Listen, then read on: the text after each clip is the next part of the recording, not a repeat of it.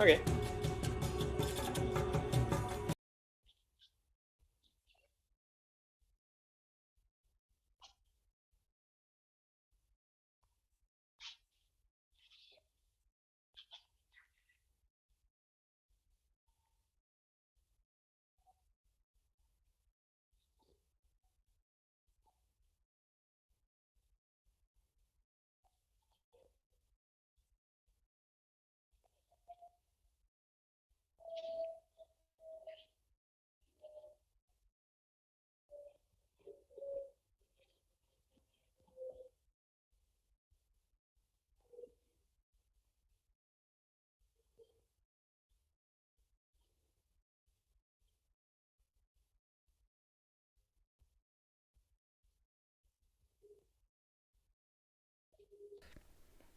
How's that? No, no, that's me, no sound. I've pushed the wrong button. Can you hear me now, folks? Right, that's a good start. So, welcome again, everybody, to a Saturday afternoon or early evening live stream. Yep, I'm waiting on the delay. Everyone's saying it's still not, but I'm seeing sound come through. So hopefully that is now making its way to the live stream. Yes, there we go. It's made it through. Sorry about that, folks. Um, it's the joys of pushing the wrong button. So, can you hear me now? Yes, we can hear. Okay, cool. I'm getting lots of yeses in the chat now. This is good. Okay, so as I was saying just before, folks, this is a slightly different live stream, Saturday afternoon. Yes, there we go. Start over. Thank you. So before I introduce my guest and we start talking all about Wheel of Time Armor, please remember the threefold talk show that I do on Thursday nights. We'll be back pretty much every single Thursday, or at least I will, even if the ladies can't make it and join me, and do lots of fun Wheel of Time segments and have a good time. So make sure you come and join us. That's Thursdays, 9 p.m. Eastern. A nice breezy 2 a.m. for me, but it's a lot of fun and I don't mind. But enough of that. Let's talk Wheel of Time Armor. And there's only one person I know of who we could possibly talk Wheel of Time Armor with, and that is the very talented and very giving with his time, because it's even later for him than it is for me. So please welcome Peter to the live stream, live from his Smith. How are we doing, Peter? It's good to have you here. So, yeah,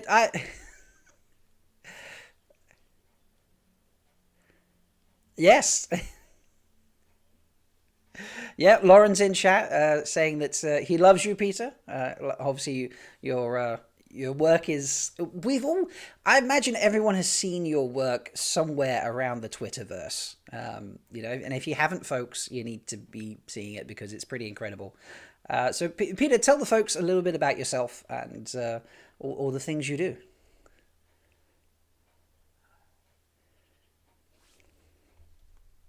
Time. I live in Russia, in Moscow, and I think I started reading it in the age of 13 or 14. So I think my mom bought me the first book, and I was the only person who knew about it. So not my parents, not somewhere around me. They do not know nothing about Robert Jordan and the Wheel of Time. So I was the first. I was the core of the upcoming growing cell of the Wheel of Time fans. So I started reading, and I really quickly become a fan. And this time, simultaneously, I was a fan of medieval, and we are starting to participate in historical reenactment. And I started forging.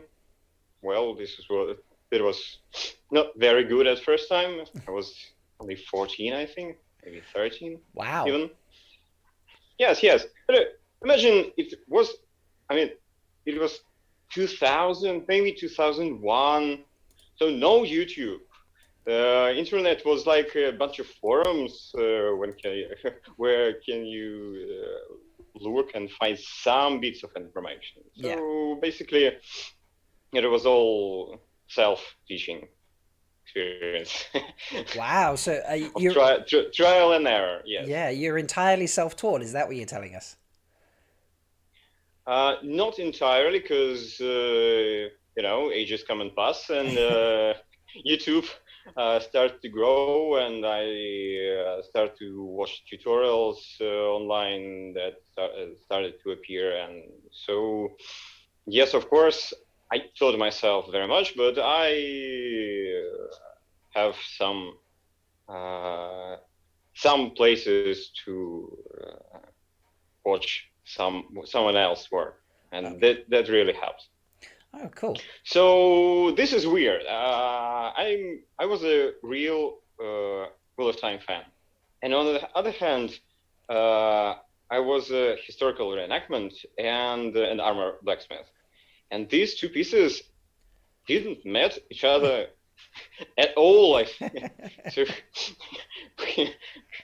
I mean, this is kind of now I think that it was weird to me not making something from the Wheel of Time, but no, I was all in historical reenactment. We have a club. We were going to live action role play games and historical festivals, and all this preparation took a lot of time and effort. Yeah. So books were here, historical reenactment were here. Everything was fine for me. And then I grew up. So kids work, and it's a pity, but I now don't have that much time to historical reenactment, because the preparation for each festival is so intense, so time consuming and effort consuming, so because I don't have that much spare time. Who does? So historical. No, many of my friends continue to do this, Okay. but not for me. So I had some spare time. I have a smith. I have abilities, and I wasn't what to do with it. And then the news of the upcoming show, the Sony adaptation, Amazon, adaptation, strike me, and I think, what the heck? I'm a blacksmith. I'm a Wheel of Time fan. Why? Let's bring those together. Yeah. Yes. So I think what's the most iconic, maybe the most unique part of Wheel of Time armor I can do to amaze people, to bring them their attention. And this all started with sorry.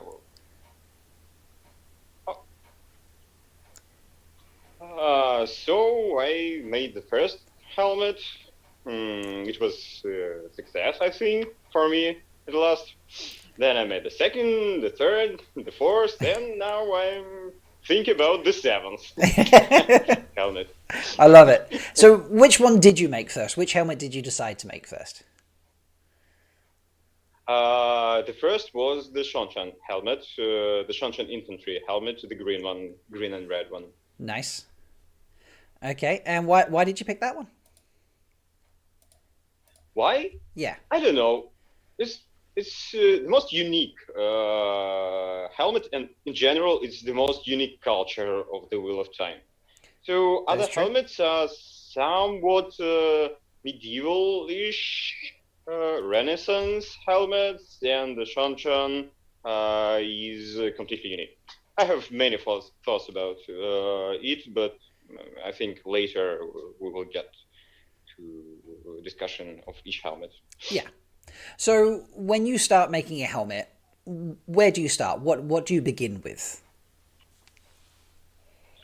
I usually begin with doing some research, because I was a historical reenactment, and in Russia we call it historical reconstruction. Okay. So the first that I do research book dive to find all the mentions of the particular helmet in all the books. Okay. So some descriptions are in the What Wiki that helps a lot, but some of them not. For example, the old Malkier helmet, its description was found in the New Spring. It's not featured anywhere in the wiki. Right. So I do the research. Then I do research of the Renaissance helmets and medieval helmets. So I trying to compare the description in the books and the real helmets that were their real helmets. I mean, and then I came up to something in between. Okay, that makes sense. Yeah. So, and is there a certain after you've done the research, like with the actual construction of the helmet, do you start with the same piece every time? Do you start with a different part of the helmet every time, depending on what you're making? Do you have like a routine? I suppose is what I'm asking. I'm trying to do different helmets, so I don't like to make the same helmet every time. So no, there is no routine. Each helmet is unique. The techniques are some of them are routine, but you should adapt them to each helmet. Okay. Why helmets? Many. Yeah, let's dive into that. Yeah, Asking, why did you start with the helmets? I mean, there's many pieces of armor, there's many weapons, some of them very significant. People probably, if you yes. thought about blacksmithing in the Wheel of Time, aside from talking about Perrin, obviously, I don't think people would have gone straight to the helmets, perhaps. So, yeah, what was it about the helmets that drew you as a starting point? So first, initially, I was thinking about recreating the full Seanchan armor. So I started with the helmet, Right. and then I think, well, I will do the breastplate, then the gauntlets, then the pauldrons, and etc. Then I think, and what next? I will have maybe 5 or 6 pictures in Twitter and Instagram, and the whole suit of armor standing in front of me. What shall I do with that? How can I store it? What the? Yeah. So I decided. That basically the helmet is the most complex part of any armor suit, and it usually represents the style of the complete armor. So it's simple, rather simple, I must say, to imagine the whole suit, knowing how the helmet looks like. Right. So if I show you one gauntlet steel, you will not extrapolate it To the whole to have suit. the full to the whole suit. Yes, Right. and with helmet, it's easier to extrapolate it, and they are far easier to store. So Yeah, I have a this is true. shelf. Yeah, so someone put in chat. It So sounds my job. sorry. It sounds very daunting to do an entire suit of armor. So, but yeah, storing it would be a pretty yeah. Where do you put in a human-sized piece of armor? It's crazy. So I understand sticking with the helmets Yes, is much easier. and you should be taking into account that I have a little spare time, very little spare time, and the whole suit of armor will take me, I mean, approximately a year to make, knowing Wow. that I can't do it, on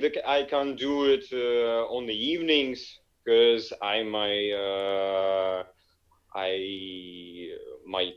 go in the country to my smith. I live in Moscow, in the center of Moscow, so I should go in the country, leave my kids, do some blacksmithing, return. So it's rather complicated. Yeah. So the helmets are far easier, faster to make. So this is it. Yes. Yeah. I should let everyone watching know that Peter and I have Peter's specifically arranged. We've talked for a few weeks now. Specifically arranged to be at his Smith to record. Like we've chatted on Zoom prior to this, and it was just Peter in his place and me at home, sort of thing. But yeah, we arranged this so Peter has specifically gone out to his forge at the weekend so that we could do this interview live from there. So I do appreciate that, Peter. Thank you very much. But yeah, let's talk about the helmets. So which one would you like to start with? Shall we start with the Seanchan one, or did you want to start with a different one? No. We shall discuss two topics prior to. Okay, absolutely. So the first topic about Robert Jordan's writing the armor. Okay. So as we know, Robert Jordan is super descriptive. Mm-hmm. So he describes literally everything: the dresses, the architecture. So it's very, very easy to imagine a new city you are going on, or something like that. But when it comes to armor, things go complicated. Because I think that Robert Jordan wasn't very good at armor history. His armor descriptions and helmets and armor descriptions were very basic. Okay. For example, he loves to use steel bars protecting the face. So tyrants have helmets with steel bars protecting the face. Andorian guards have steel bars protecting the face. And in history, it wasn't the case. It's a very ineffective way to protect your face. Because in late medieval and Renaissance, the main attacking technique was thrusting, not swinging. Right. So having two or four, yes, having 2 or 4 steel bars in front of you won't help you at all.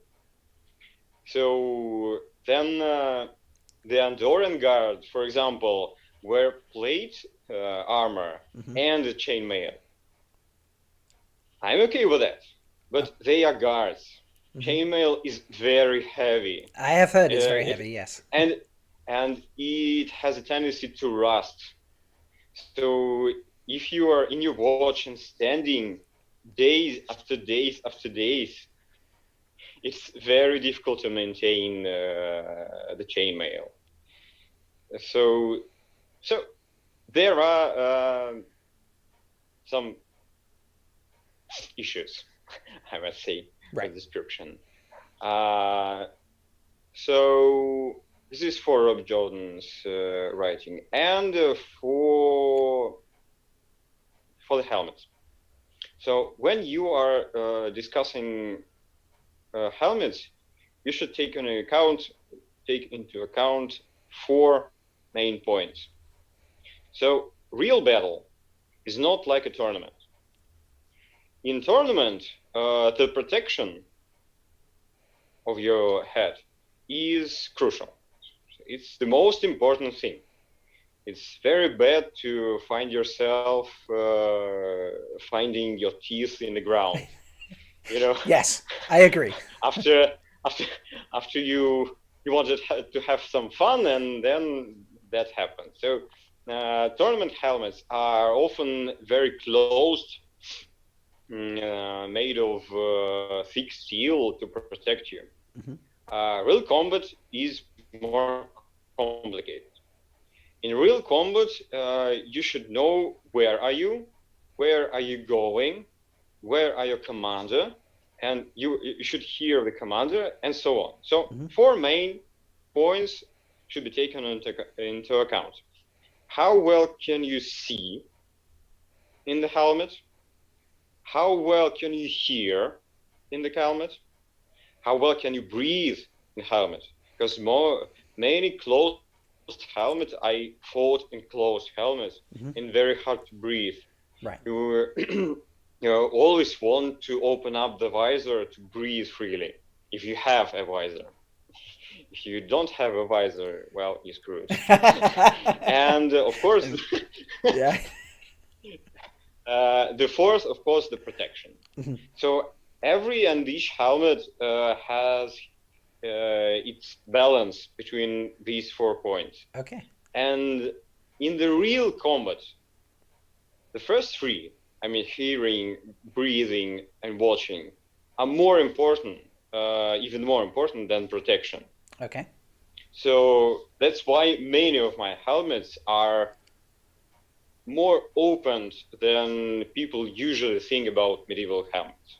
So if you ask someone to how he imagine a medieval helmet, he will probably imagine a top helm of the early medieval or the Armour helmet or close helmet of the late medieval. These are both close helmets, but mm-hmm. they are not very effective in large-scale combat. Okay. That makes a lot of sense. I hadn't considered the breathing. It's not one you think about. Having to hear makes sense. Having to see makes a lot of sense. You need to be able to see what you're doing. But the breathing, I suppose you just assume you'll be able to breathe when you put on a helmet. No, you don't. And me not knowing anything about armor, I mean, so I would just think you put on a helmet and off you go type thing. So that's not something I considered. It's as Chad is saying, very, very interesting. Although 9LZ and Chad is saying breathing, who needs that? I think breathing is required. So that's really interesting. I hadn't considered any of those options. So brilliant. Should we dive into one of the helmets now? Yes. The first one, I think in the order they are arranged in the file, I think. Okay, lovely, yeah.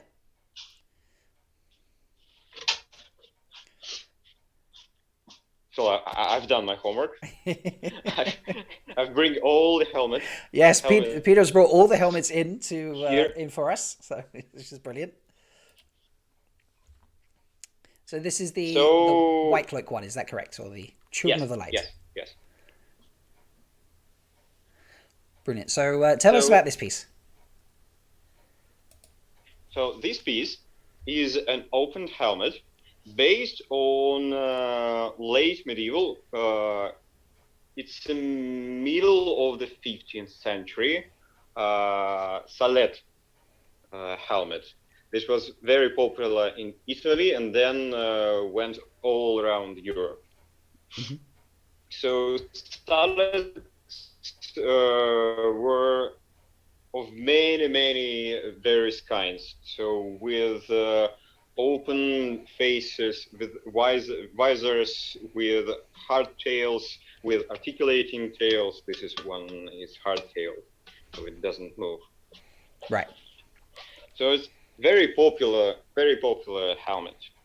This one has some decorations on it. It's brass, etched brass. Mm-hmm. So not very.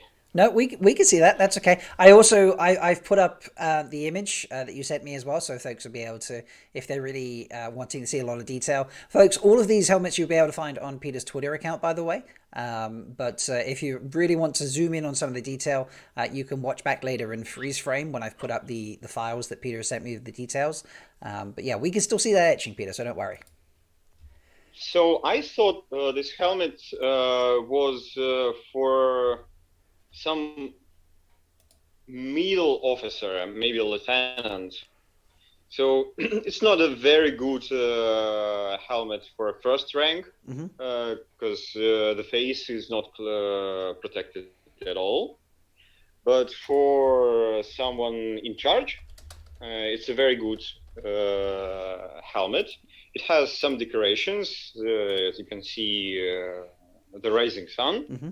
And some ornaments where on the left, white cloaks are fighting the Aes Sedai and their warders. And on the right, the white cloaks fighting against Shadowspawn. Nice. That's so brilliant. It's rather lightweight helmet. very, very comfortable to use and wear. Mm-hmm. So you see all around you. You can hear in it very well. So yes, it's a very basic helmet. Okay. We're being asked in chat, how long did that take you to make? So I'm counting by weekends. Mm-hmm. So the fastest helmet I think was the Trolloc helmet, and took me 2 weekends. Oh wow, 2 weekends. Yes, but it's rather crude. You're not It's a Trolloc helmet. It's meant to, yeah. polishing or planishing anything. Yes, you're just doing it. So yes, I think from 3 to 4 weekends, Okay. depending on the complexity, the surface finish, something like that. Okay. And is that forging all So day, or sort of? no, of course, no, not all day. Oh, well, half a day on one day and half, and maybe 3/4 of a Yeah, day 3/4. Okay. on the Yeah. other. Yes, yes, yes. Nice. So something like that. Yes. Wonderful. And so, have you used this helmet? You say you obviously do historical reenactments sometimes. Have you worn this helmet anywhere? No. No? Have you worn any of your helmets No. anywhere? No, No. no. Okay. I have a medieval helmet that I, of course, wore and fight in it, but not in this helmet. No worries. Historical reenactments doesn't particularly like the fantasy stuff. Right. They are all in the history, proper history. Mm-hmm. And so I have 2 examples of chainmail, and I will soon show you the proper and improper type of chainmail from the historical reenactment standpoint. Nice. I like how detailed they want to get with the reenactments that you're part of, and how accurate they want to be. So I like that. Not that your helmets are not accurate, but they're not accurate to history. They're accurate to books instead. So I like it. Yes. All right. Shall we? Speaking of the Trolloc helmet, shall we have a quick look at that one? Yes, of course. So.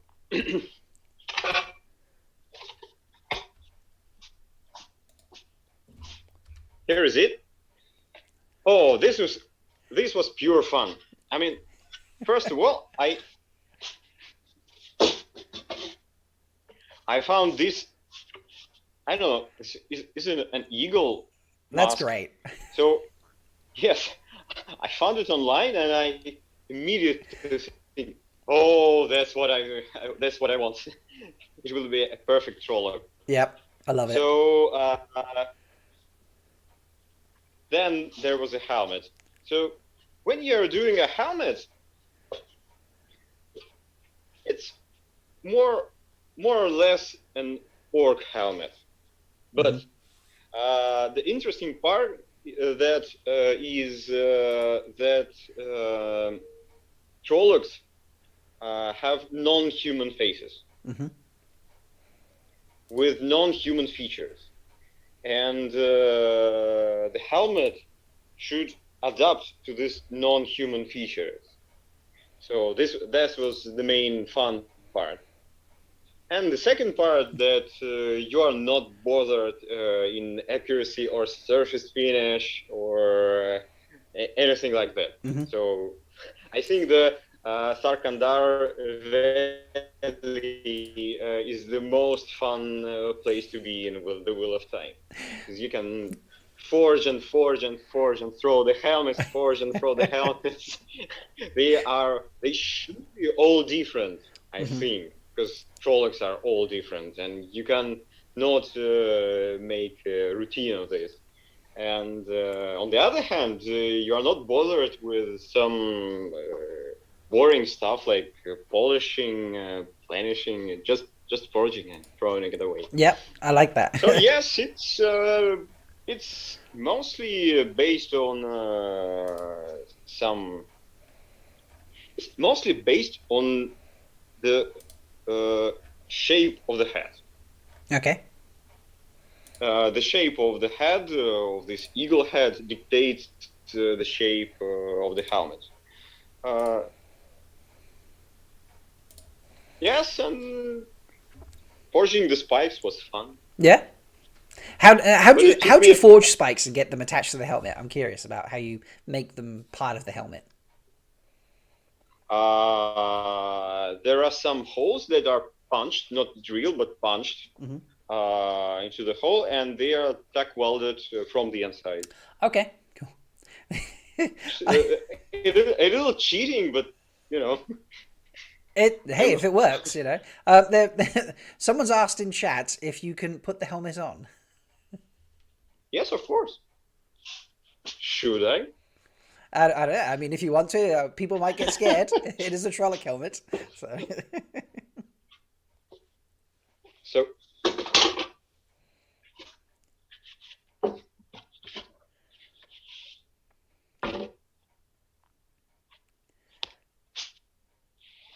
Oh, we're getting the whole thing now, folks. I love this.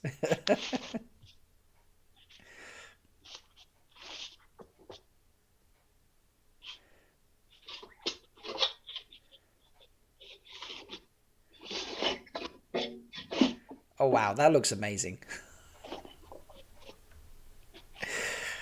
Okay, I'm going to put a poll in chat. Who wants to fight?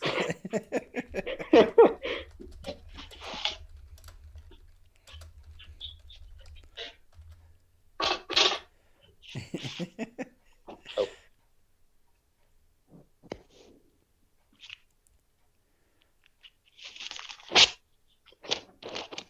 So it was so fun to build that I even made a pair of shoulders Oh for wow, it and the gorget. impressive. It lies somewhere there. And again, I suppose It because was it was for like a Trolloc suit, you didn't have to worry about the finish. You could have some fun with it. Sort of make yes, yeah. yes, and the surface finish usually takes the most. It's the most time-consuming procedures. There's the planishing, and then a polishing, so and even painting. Yes, we're going to talk about the lacquering and the painting. Which bit do you Yes. enjoy the most, Peter? Like, which part of the process of making a helmet do you enjoy the most? Is it the initial forging? Is it the polishing? You know, is it the study, the history? Which bit do you enjoy the most? You can't enjoy polishing. You never know. I'm sure there might be someone out there who enjoys it. They might. I thought I would ask. Send him to me, please. So, no, I think two parts are the most fun. It's the initial forging and making the crude shape of the helmet, and the final assembly Okay. when all parts are going together and forms the finished part. It's the most amazing thing. Yes. I love that. That's great. Chat is they're really impressed with these helmets. Someone said if you make them a sword, they will come polish helmets for you. So, and most of chat was would be too scared to fight you in that Trolloc helm. So, I love Okay. it. This is great. Appreciate it. All right. I believe next up you have one of the helmet is for one of the defenders. Am I correct there? Yes. Yeah. Yes. So.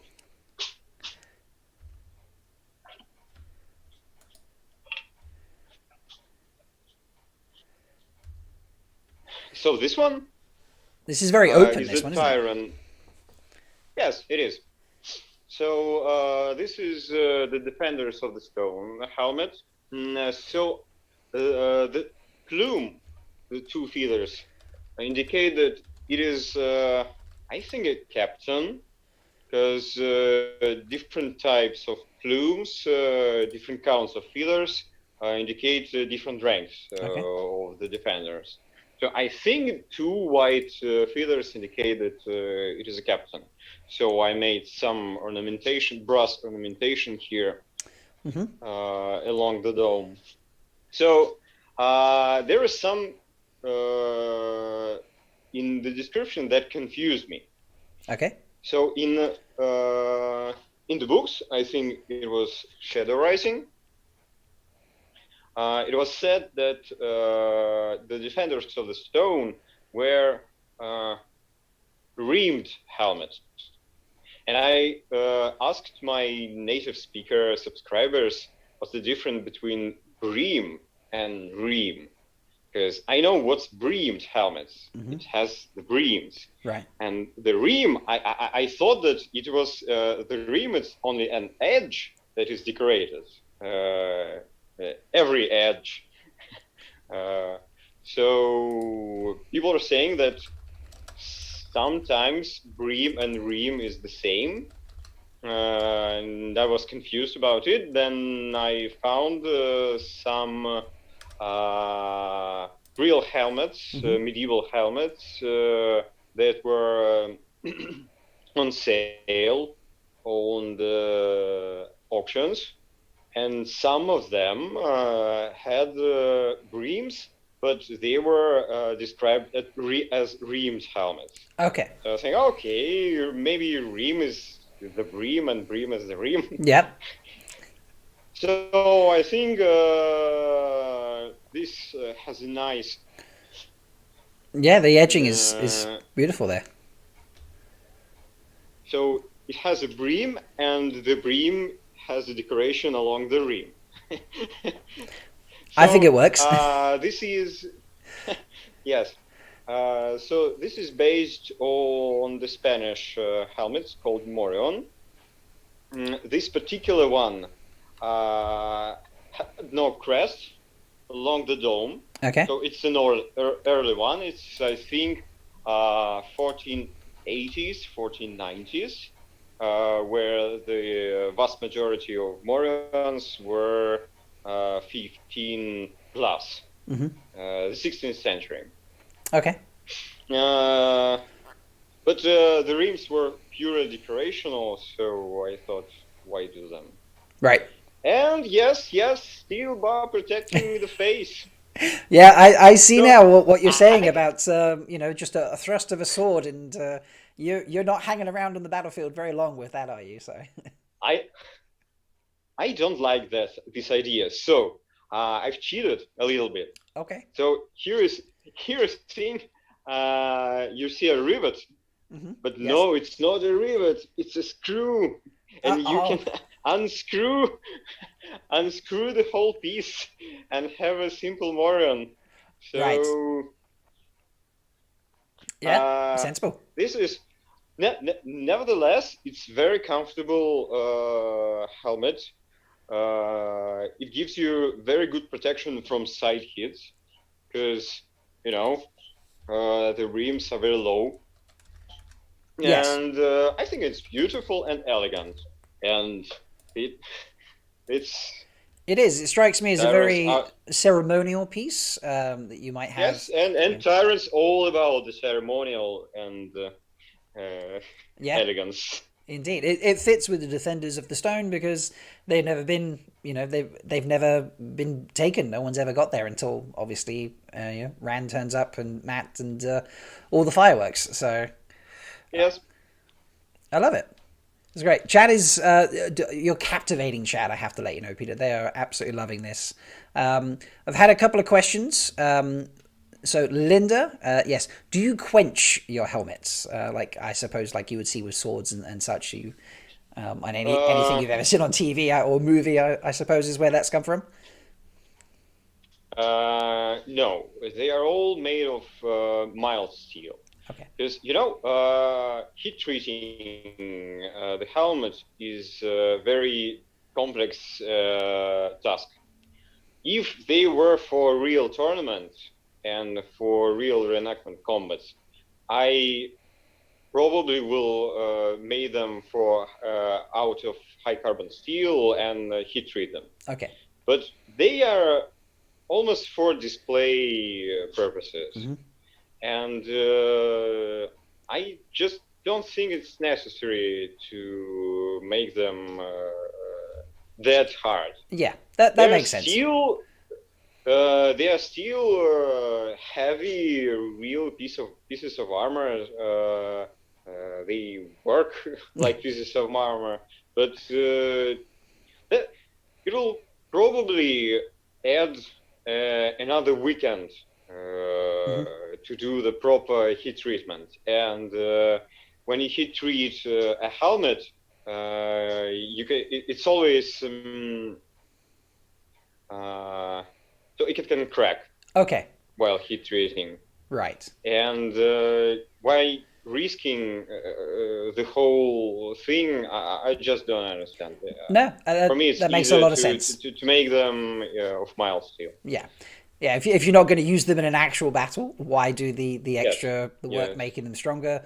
Yeah, I totally agree with you there. If I had any skill, could blacksmith in any way, I absolutely would do the same thing. So I think that's a good idea. The other question we had in chat from Emma Howley asks, what are your thoughts about the way that Robert Jordan wrote blacksmithing in the story? You know, like the way we see Perrin in Tyr, I think it is. Yes. How accurate is that? You like it? You dislike it? What do you think? Yes. So there is a scene in Tyr when Perrin goes to local smith and do some forging, and this scene is totally legit. I mean, the quenching process. The different types of steel, different types of quenching medium. I think this was oil, salted water, and pure water. Yes, it's totally legit. So nothing wrong with that. Nice. I was very impressed to read in fantasy book the proper description of forging. It's a rare thing. Okay. I mean, I've not come across it myself in fantasy reading, so it's good to know that the one occasion where I found it is an accurate description of it. That's great. So even the different size hammers for the different weights, things like that. Yes, of course. The blacksmith has many. I think I have over 20 or maybe more hammers. Wow. And I still need some more. Okay. So yes. What is the biggest hammer you've got, and what's the smallest hammer? I'm curious. The smallest hammer, I think.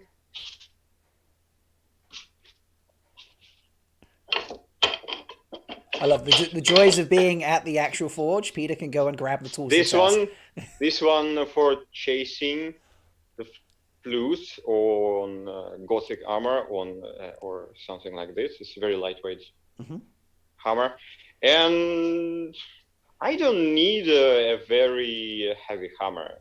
So you need very heavy hammer when you forge weld some very big pieces. Okay. So when you forge an axe, for example, you should fold it to itself and then forge weld the pieces. Okay. And then you should need a very heavy hammer and someone to help you.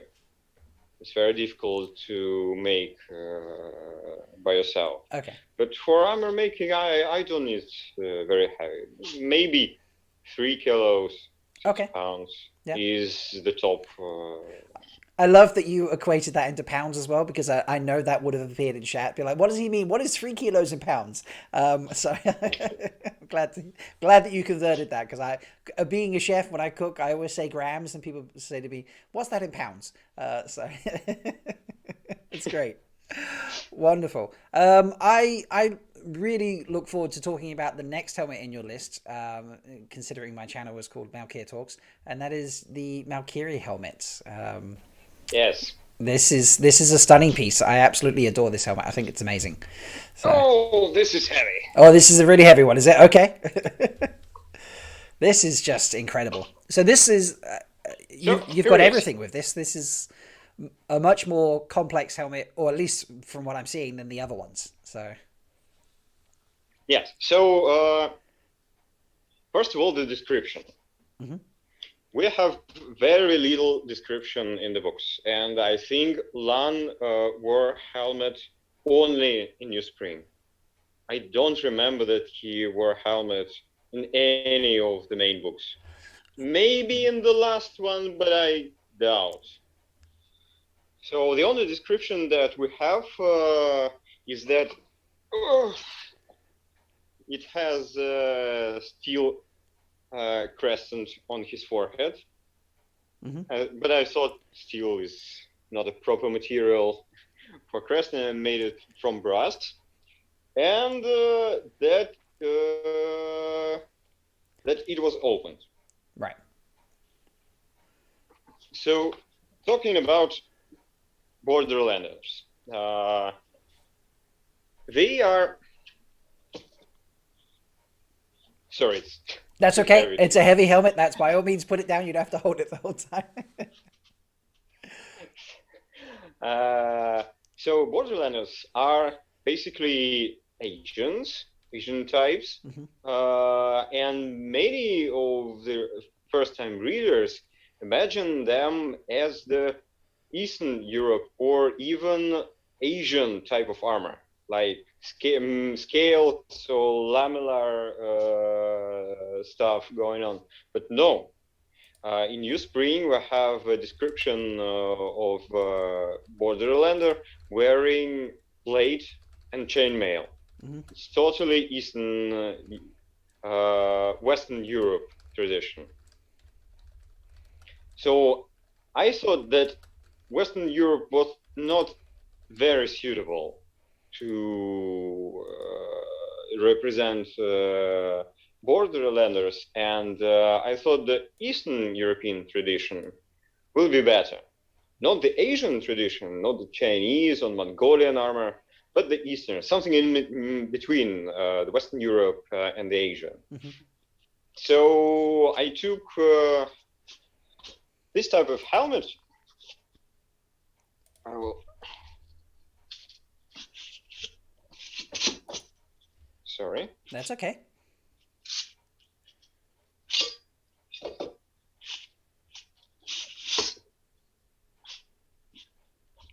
So this type of helmets are called the Shishak helmets, and were very popular in 16th and 17th century Poland, and even in Russia.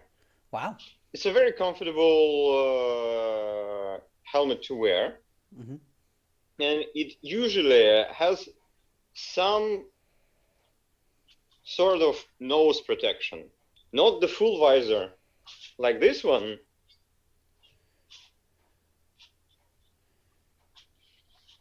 but a single steel bar that can attach or detach.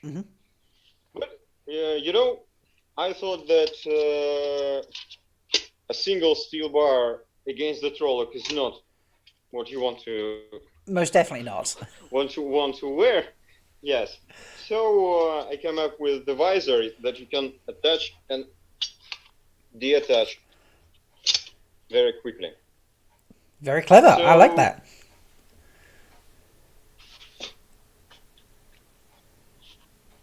What's the reason I chose this type of helmet? So, of course, it doesn't suit the plate and chainmail armor.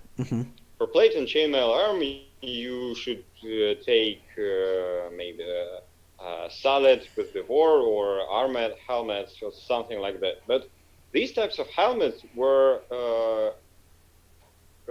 made for ground protection from the lances, from the other guys on horses. Yeah. And Borderlanders doesn't fight against mounted enemies.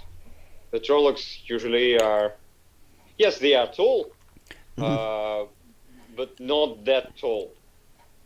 So you should have a good protection, because Malkieri had heavy cavalry, not the light cavalry. So it should give you a good protection, but you shouldn't have some, these pointy noses to reflect the thrusters of the Right. spears. Okay. And also, I thought that it will be maybe a old Malkier king's helmet. Mm-hmm. So for the king, the good visibility is crucial. And also, as you can see,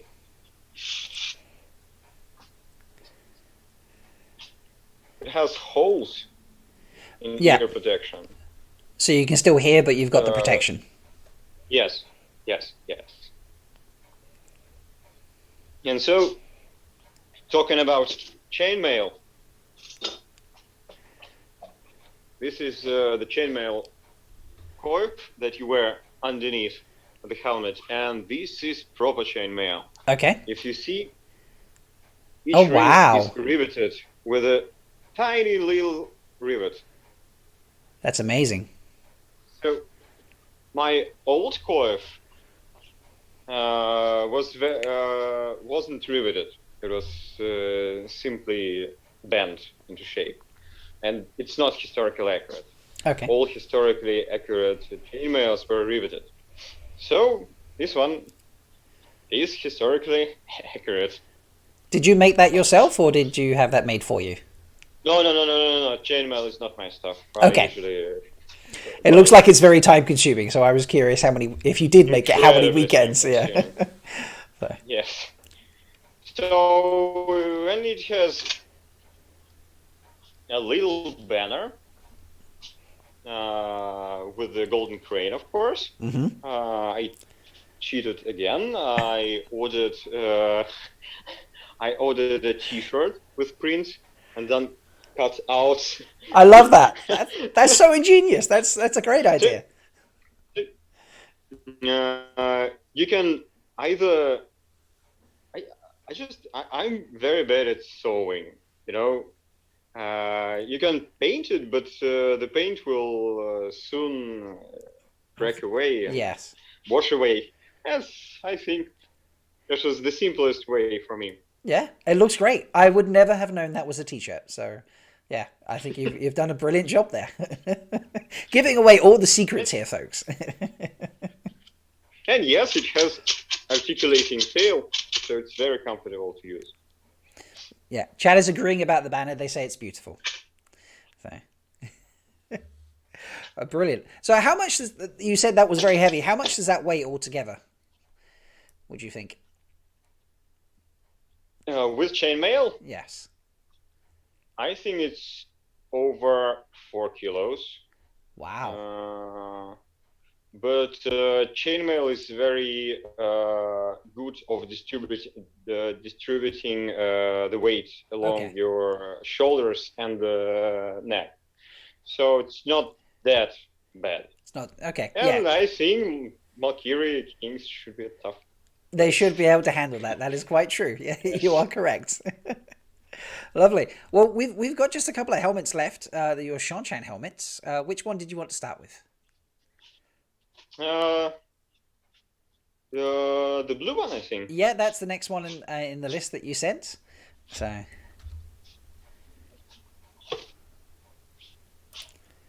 So, can you show the description? Yes. Yeah. helmet, Absolutely. First of all. Yep, that's up now for you. So, you can read it, and try to imagine the helmet of this particular description. It's very, very hard. The choice of colors is weird. I mean, blue and red and gold and white is very weird. And this spider-like thing, I was thinking very long how not to make it cheesy and Warcraft style. Right. Things. Yes. Because helmet So, first of all, it's not the infantry helmet. Mm-hmm. It's the archer helmet, and in particular, it's boat archer's helmet. Okay.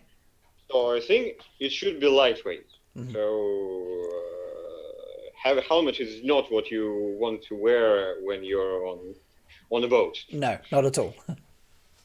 Yes. So I think how do I do something of that colors and of the spider look and with this badge of an anchor and the arrows and the lightning, I think it was there. Yes, I believe that lightning is mentioned as well. So yes, so I came up with this one. I'm not sure that I totally like the look of it, but it is completely wearable, and it is not like a medieval helmet at all. No, very much so. So, first of all, it is painted and coated with lacquer. It has some gold and red and blue and white in it. Mm-hmm. Getting all the It colors. has a yes, it has a etched badge with an anchor. Nice. And am I seeing spider eyes across the helmet? Is that what the black? Yes, Yeah. yes, I thought that it was the safest way to make a spider like things. I agree. I like this.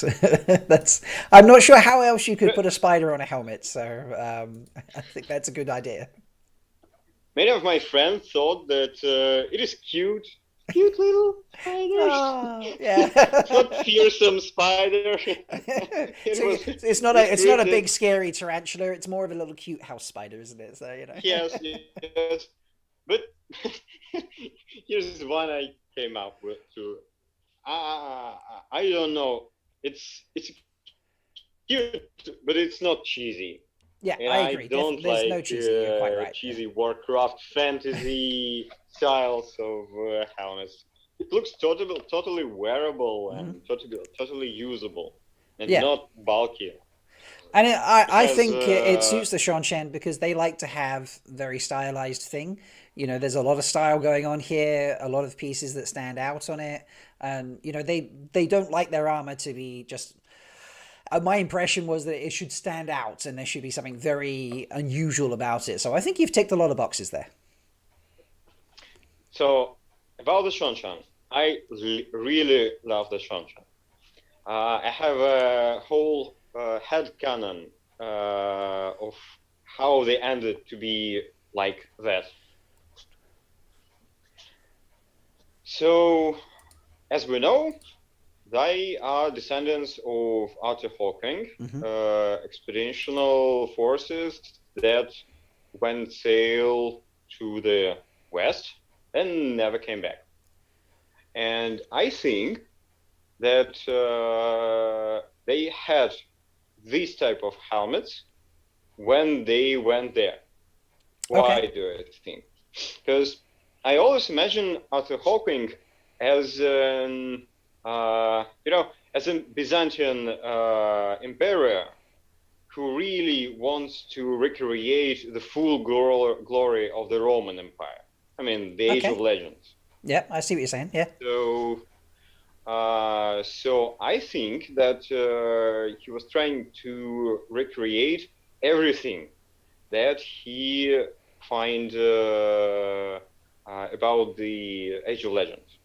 So I think that maybe he finds. So we know for sure from Ruedian's visions that in Age of Legends they were insect-like helmets. But I think these insect-like helmets were not medieval helmets. They were sci-fi helmets. Some maybe electronics in this, some antennas, locators, visors. Right, I see what you're saying. Thing. Yeah. So maybe Arthur Hawking find some piece of it, or maybe he found only a description or a picture of it, and he ordered to recreate this helmet as closely as it was possible.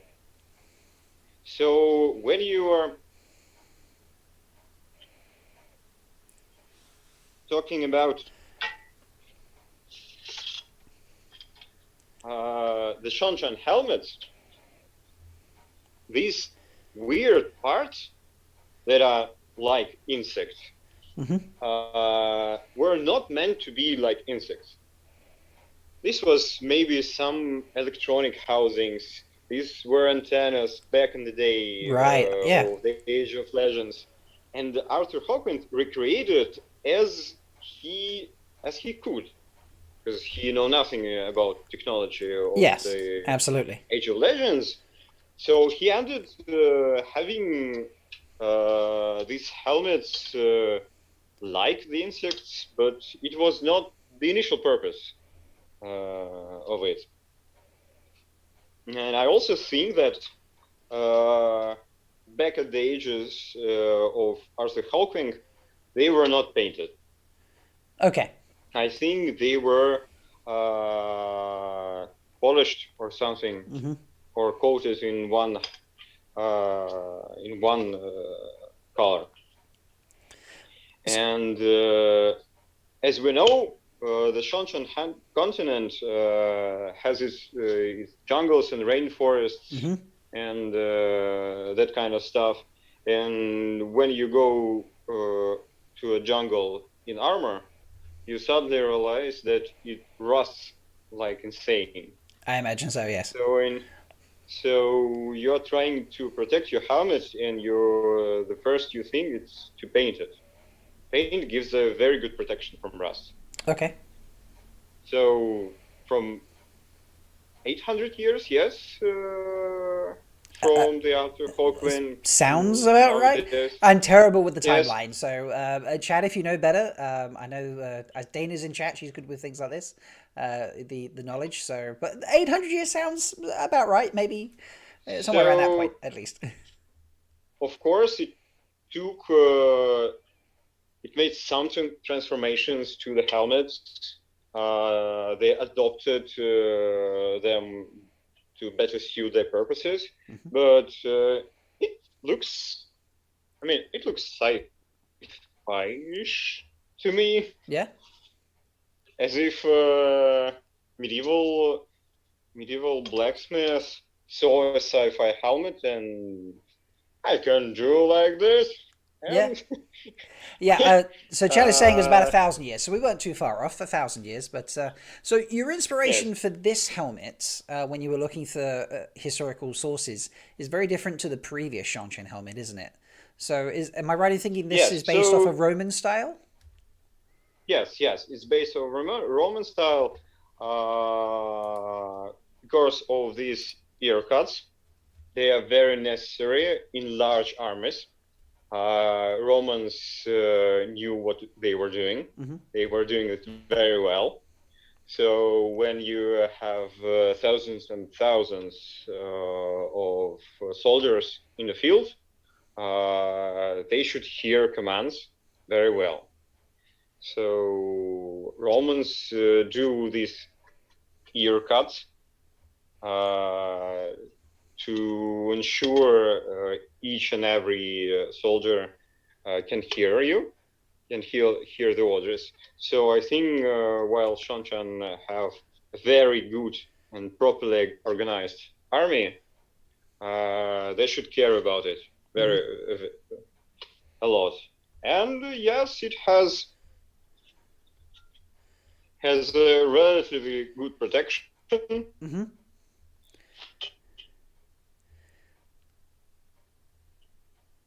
Oh, I think the feed is just paused there. Oh no, there we go.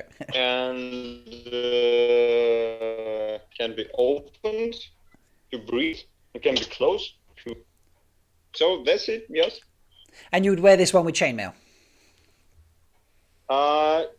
With or without. Okay. So I thought that chainmail suited, but of course you can have some padding in here and wear it without chainmail. Okay. It's So not that necessary, I think. yeah, you've still got a lot of protection around the front, around the back. It's only the ears that are open. So yeah, this is which one is your favorite helmet, Peter, out of the ones you've made so far? I don't know. I try to make them very different, and so it's very hard to choose which one. They are. I love them all. I'm going to ask. I'm going to put a chat into the poll, a poll into chat even. I'm going to ask them which is their favorite. Which well, I can only give them four options, so I want to put in the Malkieri helmet. Which other three helmets shall we put in for them to pick from? Oh, Peter's taking us on a walk. Which one should we put in, chats? Maybe the Trolloc helmet, because you said that was the most fun to make. Yes, it was fun, but it was an easy build, and easy build is not what I like. I like complex builds. Okay. So which one was most complex? And we'll add that in the list as well. The Malkieri helmet was very complex, but it was polished, and polishing is always easier than painting. So considering painting and lacquering the helmets, I think the most hard to build was the Seanchan helmet. Sorry, the second one or the first one? The infantry. Okay, not the infantry one. archery helmet. Yes, it was very hard to assemble, and not to scratch it, and not to be forced to repaint it. Right. Okay, and what? It was not a fun assembly. Okay. And then we have a choice. We could put in either the white cloak helmet or the defender's helmet. Which one should we put in?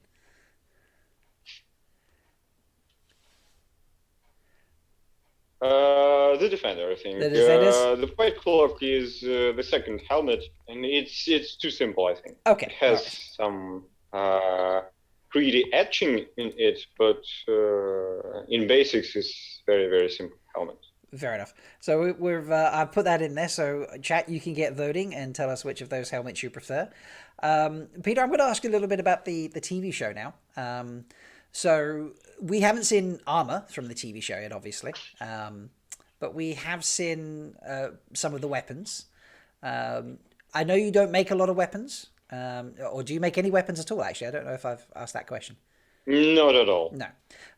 But what do you think of some of the things we've seen so far from the TV show? Like, do you like them? Are they very different to what you thought? What's your impressions? Well, we didn't see much. So as far as I can remember, we have seen the Heron Mark blade. And I thought that it was too simple, I think. Okay. So Rafe, I think Rafe said that 10,000 man hours went to producing this sword, and I don't think so. It's basically a simplified katana. But it's okay. It's farmers' Heron Mark blade after all. So I have no issues with that. Okay. Okay. So then we have two-sided axis. Yes. Pole axis, and this is very weird. Okay. I prefer not to see it at all, because two-sided pole axes were cheesy in the time when Conan the Barbarian was, and this is very weird for me, because there is literally no reason you should make the X two-sided. Because the war axes were small. The blades were small, because you should not cut the trees. Right. So the war axe you should articulate as if it is a sword. You should hit, hit, hit, hit. And when you have this guitar, like, I mean, yeah, what do you? That's a lot to swing around, isn't it? With it? Yes, it's very weird choice, and I don't know what to think. Maybe they will explain what's going on, but for now, I just can't understand why they did it. Fair enough. Dana in chat is also saying that she doesn't like the axes that we've seen, so perhaps we get a different one, or yeah, maybe.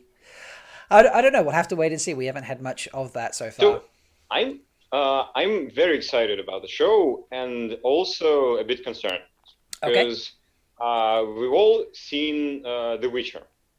Mm-hmm. It's a high-budget Netflix show. It's a well-made show, but the armor and the costumes really sucks. I mean, this was a disaster for a movie of that budget, and in this modern movie. You know that Witcher had a Polish adaptation of the, I think, 90s. I did not know that. It's a fairly low budget. It's Polish, mm-hmm. but it's so real castles, real armor, and it looks so much more, real than the Netflix adaptation. And that's why I'm a bit concerned that high budget doesn't equal proper quality of costumes and armor. Because costumes from the trailer, for me, looked a bit plain. Okay. Especially the Aes Sedai. The farmers are great. That makes sense for a farmer to have a plane. Yes. Yeah. Field 5 costumes are great. Nothing to do with that. But I'm always afraid of oversimplification. Okay. I totally understand that when you adapt something to screen and of this complexity, like the Wheel of Time, you should simplify something. Mm-hmm. But unnecessarily oversimplification should not be done. So I'm a bit concerned about the Aes Sedai rings. Okay. Why? So I understand that different types of gemstones maybe will help non-Wheel of Time fans to distinguish the Aja. But then they made the Aja wear the costumes of the colors of the Aja. Why not let them wear shawls with some colors in it? I suppose we only see them. I cannot judge. Yeah, I suppose we only see them like in the hall of the tower or on a mission to track down Loghain. So perhaps we've only seen them at times where they're trying to show off. Yes, of course, who they are.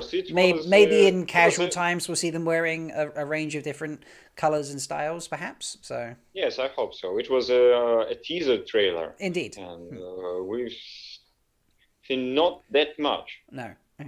So hopefully in the follow-up trailer we get much more detail. I'm going to close this poll now and see. I think we have a tie looking at this between the two. So 1 second while that just collates and pops up. They are really enjoying all this discussion, by the way, Peter. So it is a tie. They love the Malkieri helmet and the Seanchan helmet. Those are their two favorites. So I think good choices. So maybe someone will suggest me the next one. We'd love. I was going to ask what your next helmet might be. Do you have anything in mind? Do you want to go somewhere particular, or are you open to any idea? So the last helmet was the Tyrants, and I thought I will go west to the Ilian, maybe the Companions helmet. Okay. But the problem is that we have literally no description Ah. of it, so it will be completely taken out of my head. Yes. So maybe something else, but Well, I don't wear helmets, and that's true. Yes. I think there is a description of the Tarabon helmet with chainmail veils. It may be interesting, but I don't know. I should reread this part. Fair enough. Are you going to hold another poll? Do you think? Because you've done polls on Twitter before to pick a helmet, haven't you? So, do you think you'll do it that way? Maybe yes, maybe no. I don't know. I like the Kyrens very much, but they had very basic helmets, like barboots. But they have cones. I've always, these flags from behind. Yes, with yeah. little banners. Mm-hmm. So I always wanted to make breastplate with a cone. Okay, so maybe a breastplate is on the list to do. Maybe. I don't know where to store it. Fair I've made so many breastplates in my life, so it's I get bored a little bit of breastplates. there's less creativity in a breastplate, I suppose, isn't there, than a helmet? So. No, there are very complex breastplate. Really? Okay. I've made the Gothic armor with very intricate fluid designs. So, no. Breastplates are even harder to make than some helmets. Fair enough. One last question in chat. They're asking if you've made armor from any other sort of shows or books that you may have read or watched, or is it just Wheel of Time that you've made items from? No, only historical armor and one fantasy armor project that came basically from inside my head. Okay. You can find it on my Instagram. It's a golden steampunk-ish golem that is under construction until now. Very cool. It's very complex build, and I don't know when and if I will finish it ever. Fair enough. I mean, if it's very complex, it's going to take some time for you to do, especially with being the weekend. Is there any time that you can get to your forge? Peter, is there anything else you want to tell us about your blacksmithing, or shall we wrap up here? Because I understand that I know it's fairly late for you still. So no, it's not that late. Maybe some questions. I don't know. Chat, do you have any other questions you want to ask? So Skeeterish is saying, he said it might be fun to make an intentionally, quote, old helmet, like something a Two Rivers person pulled out of an attic for the battle, signs of wear and chip and rust and things like that on it, as a possible idea. That's a very good point, the Two Rivers helmets have some description, I think. There is some description, it's a very good idea. Some very old, very maybe even not very symmetrical, not very well preserved.